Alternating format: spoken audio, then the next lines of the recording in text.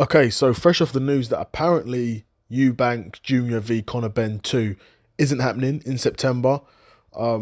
Reports have it that Turkey Al Sheikh has reached out to Chris Eubank Jr. and is yet to receive a reply regarding confirmation of this fight. And Eddie Hearn also said that, if the fight was to go ahead, from now is sort of when they'd want to start press conferences and stuff. And obviously, that's not starting, that's not happening.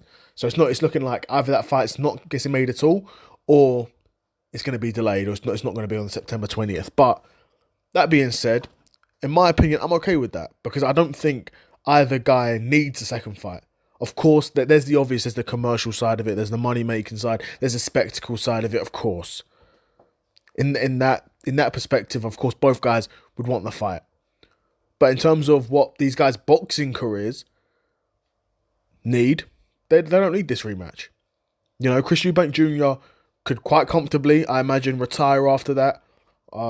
He's had a number of what I'd imagine would be quite decent paydays throughout his career, and assuming he's not wasting all of his money on poker, or not wasting, losing all of his money on poker, he should be okay for the rest of his career.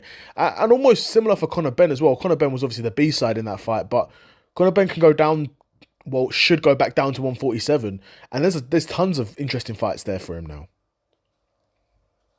There's tons of interesting fights there. I don't think he walks into a title shot.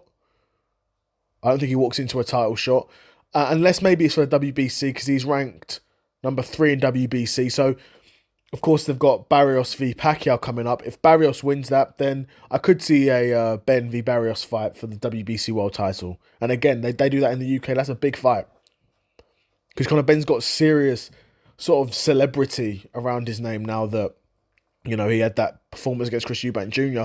Of course, Conor Benn was a huge name before. We all know that. But his celebrity's really been taken to a next level in terms of media attention and general interest for his entire career. People want to know what's next for Conor Benn because he had a great performance against Eubank Jr., in my opinion. As a guy who went up 2 weight divisions, he had a really good performance, right? So, yeah, of course, there's the Barrios fight there. I think the winner of Haney v Norman Jr. would be a step too far for him right now in his career, in terms of that being his next fight. I would want to see him fight a Barrios first, or even alternatively a Jack Catterall. Jack Catterall just beat Harlem Eubank. Even a Harlem Eubank fight, stylistically, that's a fun fight. They're both the same sort of size. Conor Benn would win that. Conor Benn's fought and mixed it at a slightly higher level. Like the Conor Benn Chris Eubank Jr. fight was far more competitive than what the Catterall v Eubank fight was. Do you know what I mean? That makes sense. So I would favour Conor Benn in that situation, but I would say Conor Benn is a far better boxer than Eubank Jr. But again, that doesn't do Tottenham Hotspur Stadium, but that could do, a decent sized venue. That could do the Copper Box. Do you know what I mean? That could quite comfortably do the Copper Box. And we've seen guys like Johnny Fisher get a number of good paydays. Now, of course, to Conor Benn at this point, that's going to be a huge step down from the Eubanks, from Eubank Jr. But fighting one Eubank for another, that's not too bad. A lot safer as well. I don't think Harlem Eubank would do the sort of damage that Chris Eubank Jr. done, because I think Chris Eubank Jr. is a better boxer than Harlem Eubank. And he showed that against Jack Catterall, that Jack Catterall, sort of outboxed Harlem Eubank.